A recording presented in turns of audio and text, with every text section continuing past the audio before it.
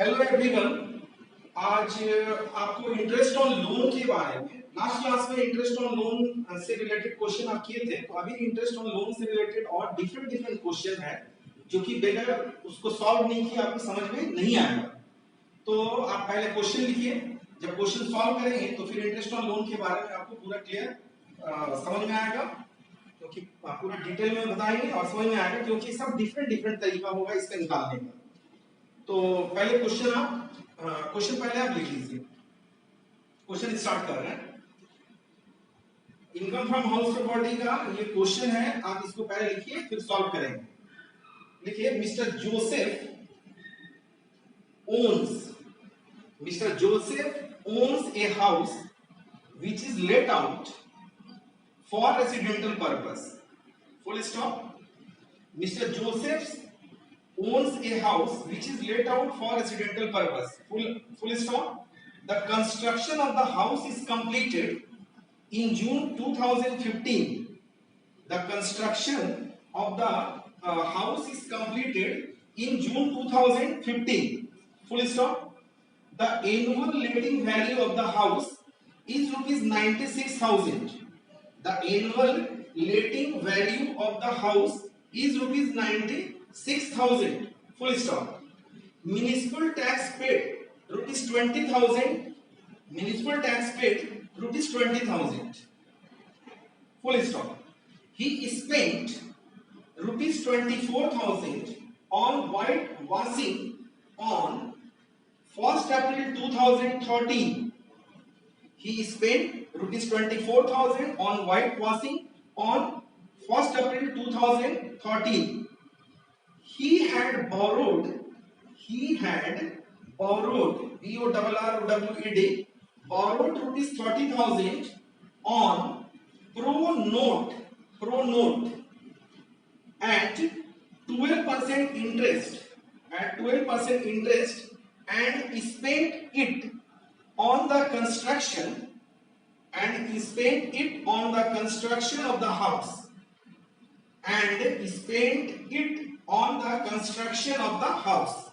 full stop. Nothing has been repaid out of this loan so far. Full stop. Joseph earned salary rupees 20,000 per month. Joseph earned salary rupees 20,000 per month, full stop. He has a scooter for going to office and spend for petrol, etc. on average rupees 1,000 per month.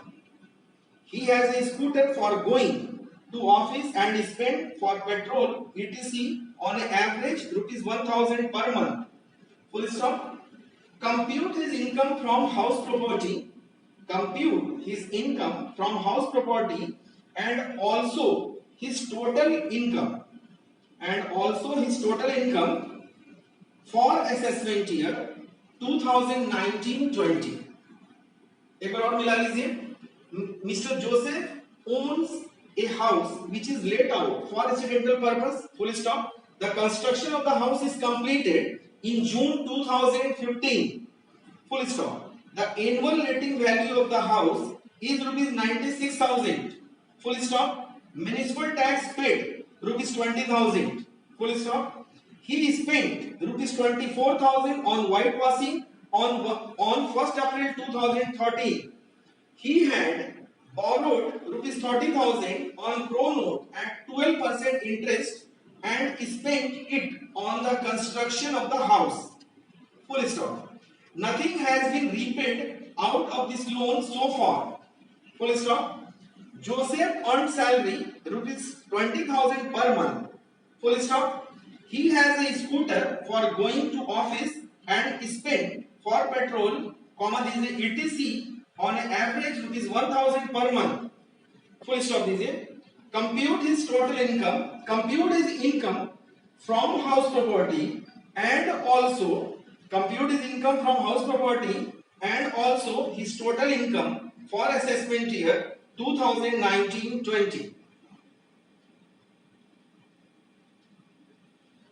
तो ये question था आपका। तो यहां पर देखिए, एक question बनाने के पहले आपको एक ध्यान में रखना है कि हाउस जो है वो कंप्लीटेड है जून 2015 में, और वो लोन लिया है। He spent 20,000 on 1st April 2013. He had borrowed 30,000 on pro note at 12% interest. इस बात को आप याद रखिएगा। अभी लोन कब लिया है? 1 अप्रैल 2013 में 30,000 का, और घर उसका कंप्लीट हुआ है जून, ऊपर में देखिए जून 2015 में। लोन लिया है 1 अप्रैल 2013 और घर कंप्लीट हुआ है जून 2015।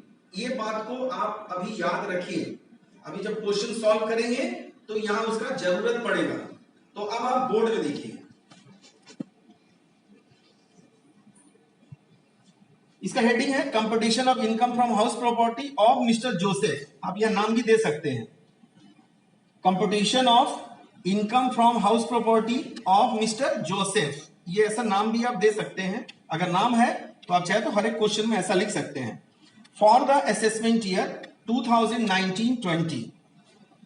तो अभी देखिए, ग्रॉस एनुअल वैल्यू आपका 96,000 दिया है, एनुअल रेटिंग वैल्यू एक ही दिया हुआ है, तो जो दिया है वही हम ले लेंगे। 96,000 का रेंट उसको मिल रहा था। म्युनिसिपल टैक्स आप देखिए क्वेश्चन में कितना दिया है म्युनिसिपल टैक्स। क्वेश्चन में देखिए, the annual rating value of the house 96,000, municipal tax पे 20,000 क्वेश्चन में देखिए दिया हुआ है। तो लेस म्युनिसिपल टैक्स 20,000 माइनस किए तो आपका क्या हो गया 76,000। ये एनुअल वैल्यू आया। ये 76,000 जो है ये नेट एनुअल वैल्यू होगा या फिर एनुअल वैल्यू।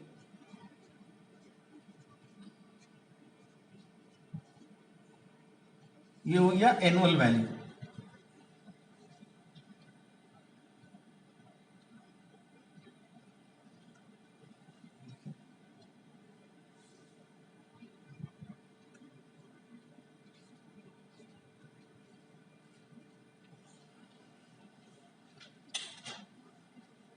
तो देखिए, ये म्युनिसिपल टैक्स 20 माइनस किए तो ये आपका आ गया एनुअल वैल्यू 76,000। Annual value 76,000। अब आप देखिए, स्टैंडर्ड डिडक्शन माइनस करेंगे तो स्टैंडर्ड डिडक्शन जो है, पहले ग्रॉस एनुअल वैल्यू यानी कि ये एनुअल रेटिंग वैल्यू यानी रेंट इतना रिसीव किया है, इससे म्युनिसिपल टैक्स 20 माइनस किए तो एनुअल वैल्यू 76 आया।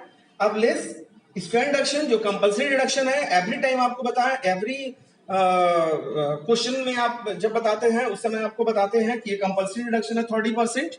हर एक वीडियो में आपको बताए हैं।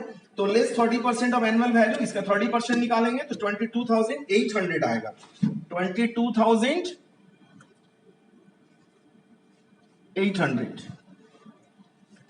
दो डिडक्शन आपको मिलता है, 30% ऑफ एनुअल वैल्यू और इंटरेस्ट ऑन लोन। तो इंटरेस्ट ऑन लोन में हम आपको बोलें कि लोन कब लिया है। एक पहले तो सबसे पहले आप interest on loan for previous year दे दीजिए। तो हमारा प्रीवियस ईयर कब है 18-19 है, और लोन लिया है 30,000 और इंटरेस्ट है 12%। तो 30,000 का 12% 3,600। ये एवरी टाइम आपको देना पड़ेगा। जस्ट प्रीवियस ईयर का, यहां प्रीवियस ईयर लिख दिए, interest on loan for previous year. आप चाहे तो यहां प्रीवियस ईयर में लिख दीजिए, प्रीवियस ईयर 2018-19। ये हो गया 3,600। तो यहां पर पहले तो प्रीवियस ईयर का आप जितना लोन लिए हैं, सबसे पहले प्रीवियस ईयर का इंटरेस्ट आप दे दीजिए। उसके बाद फिर हम देखेंगे कि लोन कब लिए हैं और घर कब बना है। लोन कब आप टेकन किए हैं और घर कब कंप्लीटेड हुआ है, हाउस कब कंप्लीटेड हुआ है। तो लोन कब लिया है, नीचे में आप देखिए, यहां पर देखिए, यहां लोन के नीचे लिख दिए हैं 1/4/2013 और हाउस कंप्लीटेड लिखे हैं जून 15, 2015। यानी जब से लोन लिया और जब घर कंप्लीट हुआ, इस बीच में जितना भी प्रीवियस ईयर होगा, उस प्रीवियस ईयर का जितना टोटल इंटरेस्ट आएगा उसका 1/5 इंस्टॉलमेंट में डिडक्शन मिलेगा। यानी हर एक साल बराबर बराबर 5 साल तक आपको डिडक्शन मिलते जाएगा। तो हमारा जो प्रीवियस ईयर का डिडक्शन है वो हमको लेना है। ये कब ऐसा होगा, लोन कब लिए, घर कब बना। तो लोन लिए हैं आप 1/4/2013 में और घर कंप्लीट हुआ है जून 2015 में और लोन है 30,000 का। तो 1/4/2013 से जून 15, तो हमारा जो प्रीवियस ईयर है वो क्या होता है, अप्रैल टू मार्च होता है।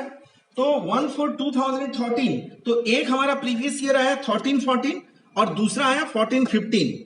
15 अप्रैल में होगा, तो अप्रैल के बाद मई जून नहीं लेना है। कंप्लीट होने के बाद जो प्रीवियस ईयर में हमारा कंप्लीट होता है उसके बाद का मंथ आपको नहीं लेना है। अगर शुरू में मंथ आता तो हम लेते, जैसे अगर शुरू में मान लिया लोन यहां पर लेता 1/6 को 1/6/2013, तो 1/6 से लेके 31 मार्च, 1/6 से लेके 31 मार्च हमारा कितना होता है, 10 महीना आता है। 10 महीना और नीचे का 12 महीना, यानी 22 मंथ्स का तब निकालते हैं। जैसे यहां लोन लेता 1/6 तो 1/6 तो 1/4 है, तो अप्रैल और मई 2 महीना तो नहीं आता। 1/4 मतलब 1 अप्रैल और 1 मई। हम 1/6 को अगर लोन लेते तो 1/6 से लेके 31 मार्च 2000, 1/4/2013 से अगर हम सपोज डेट यहां पर 1/6 को लोन लेते 1/6/2013 में, तो 1/6/2013 से 14, यानी कि 1 जून 13 से 31 मार्च 14, ये 10 मंथ आता। तो 10 मंथ इसका, 12 मंथ इसका, 22 मंथ्स का निकालते हैं।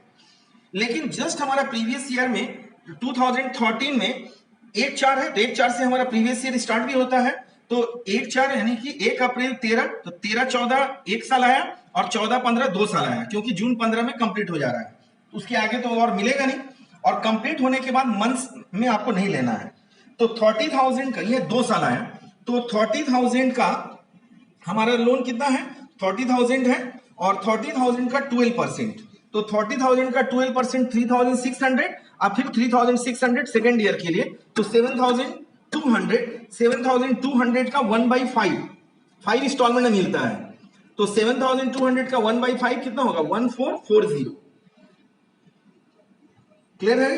तो यहां पर अब देखिए ऊपर में, तो interest on loan for previous year 3,600 और 1/5 इंटरेस्ट ऑन लोन, आप ध्यान से सुनिए, 1/5 interest on loan paid prior to construction, construction के पहले फॉर प्रीवियस ईयर 2013-14 और 15, 2013-14, 15-15, 14-15, 2013-14 एंड 2014-15, ये 2 साल कंप्लीट हुआ। तो 2 साल का 30,000 का 12% 36,000, 36,000 7,200, तो 1/5 7,200 का निकालेंगे तो 1440 आएगा, जो कि नीचे अभी आपको दिखा दिए हैं।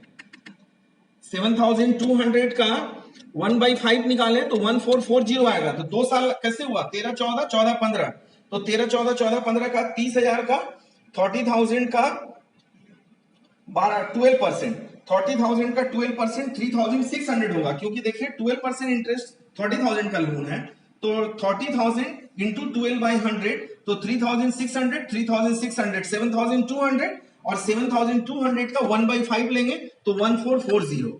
तो 2018-19 में 3,600 था और अभी 1440 आया, तो दोनों को ऐड करेंगे तो 5040 हुआ, और 5040 फिर ये 30% एनुअल वैल्यू और 5040, ये दोनों को ऐड करके फिर बाहर लाएं तो 27,840 आएगा, और फिर 76 में 27,840 माइनस किए तो 48,160 हो गया इनकम फ्रॉम हाउस प्रॉपर्टी। आए समझ में? देखिए 30% एनुअल वैल्यू 22,800 आया, और interest on loan previous year का लेना है, ये इनर कॉलम, इनर का इनर कॉलम हो गया। तो जस्ट प्रीवियस ईयर का 3,600 हुआ, और 1/5 interest on loan paid prior to construction for previous year 2013-14 and 14-15।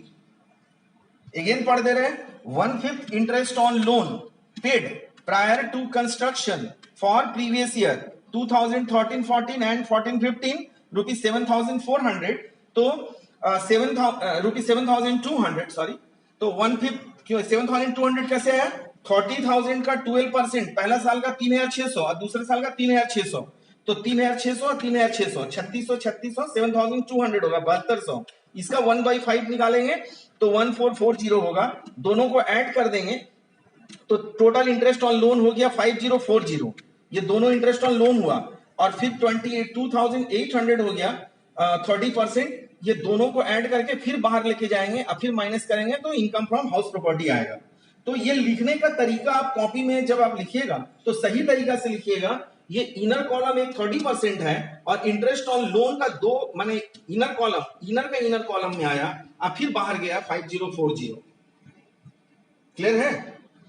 तो यहां पर एक नया अभी चीज क्या हुआ कि जब से आप जब लोन लिए और जब घर बना, इस दरमियान में जितना भी प्रीवियस ईयर आएगा उस प्रीवियस ईयर का 1/5 इंस्टॉलमेंट में आपको डिडक्शन मिलेगा, आपका जो प्रीवियस ईयर में आएगा। तो 1/5 इंस्टॉलमेंट यहां 7200 था, उसका 1/5 हो गया 1440।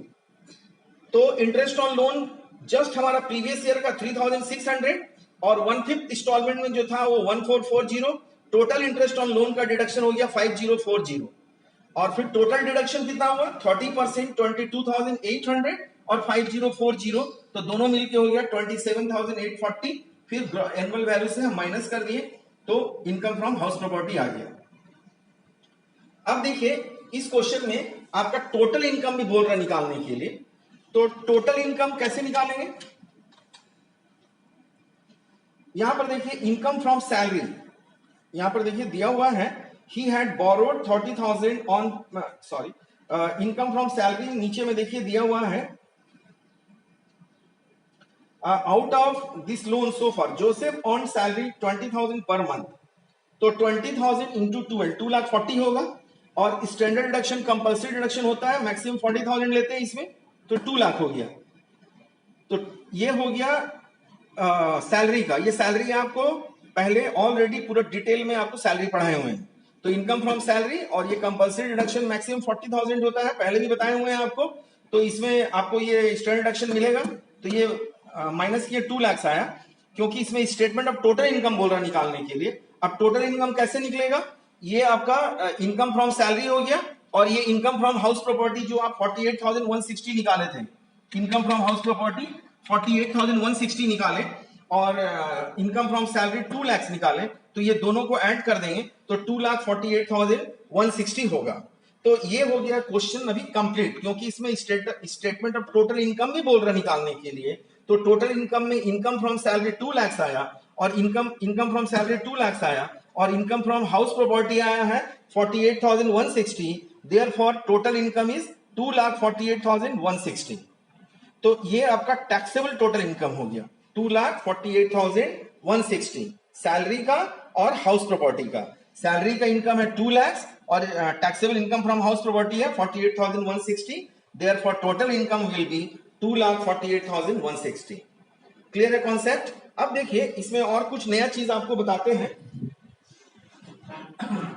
इस क्वेश्चन में आपको दिया है कि has a scooter for going to office and spent for petrol, तो पेट्रोल आने जाने में उससे खर्चा हो गया, तो ये इनकम में इसको हम नहीं लाएंगे, क्योंकि ये ऑफिस आने जाने में खर्चा हुआ, उसका इनकम कुछ हुआ नहीं। अगर कुछ इनकम होता या स्पेशली अगर कुछ बच जाता पैसा, तो उसको फिर इनकम में हम लेके आते हैं, लेकिन ये इसमें कुछ ऐसा दिया नहीं है। वो ऑफिस आने जाने में उसका पेट्रोल का खर्चा है 1,000 पर मंथ यानी 12,000, तो ये तो एक्सपेंसेस में चले जाएगा, इनकम तो हो नहीं रहा है कि सैलरी में आप लेके आइएगा, तो इसलिए ये इनकम में नहीं आएगा, इनकम फ्रॉम सैलरी में। और अब हाउस प्रॉपर्टी में देखिए, हाउस प्रॉपर्टी में आपका व्हाइट वॉशिंग के लिए दिया हुआ है he spent 24,000 on white washing he spent 24,000 on white washing दिया हुआ है। तो आपको हम लास्ट वीडियो में या पहले भी हम बराबर बता चुके हैं कि हाउस प्रॉपर्टी में आपको 2 डिडक्शन ओनली मिलता है, स्टैंडर्ड डिडक्शन जो एक स्टैंडर्ड डिडक्शन है और एक इंटरेस्ट ऑन लोन है। इसके बाद का रेस्ट कोई भी डिडक्शन हाउस प्रॉपर्टी में नहीं मिलेगा एज पर रूल। अगर पर्टिकुलरली क्वेश्चन में कुछ दिया हुआ है तो फिर बात अलग है, अगर कुछ क्वेश्चन में नहीं लिखा है तो आपको कोई भी डिडक्शन नहीं मिलेगा, इसलिए ये व्हाइट वॉशिंग का डिडक्शन नहीं मिलता है। अगर ग्राउंड रेंट रहता तो उसका भी वो भी डिडक्शन नहीं मिलता, और भी अगर कोई एक्सपेंसेस रहता हाउस से रिलेटेड तो उसको भी डिडक्शन में नहीं लेते हैं हम लोग। ये हम बार बार आपको पहले बता चुके हैं, डिडक्शन में आपका आएगा उसका रूल्स ही बताया है, लास्ट क्लास में आपको बराबर समझाए भी। तो आप पहले क्वेश्चन को ठीक से लिखिएगा और फिर इंटरेस्ट ऑन लोन को जो हम समझाए हैं आपको बार बार, वो इंटरेस्ट ऑन लोन को आप जैसे जैसे समझाए हैं कॉपी में लिख के उसी हिसाब से बनाइए, तो पूरा का पूरा क्वेश्चन आपसे बनेगा भी और समझ में भी आएगा। और जब आप वीडियो देखते हैं तो पूरा का पूरा वीडियो एकदम शांत दिमाग से अच्छी तरीका से आप वीडियो को पूरा देखिए, तो पूरा का पूरा आपको समझ में आएगा। Okay, thanks to all of you.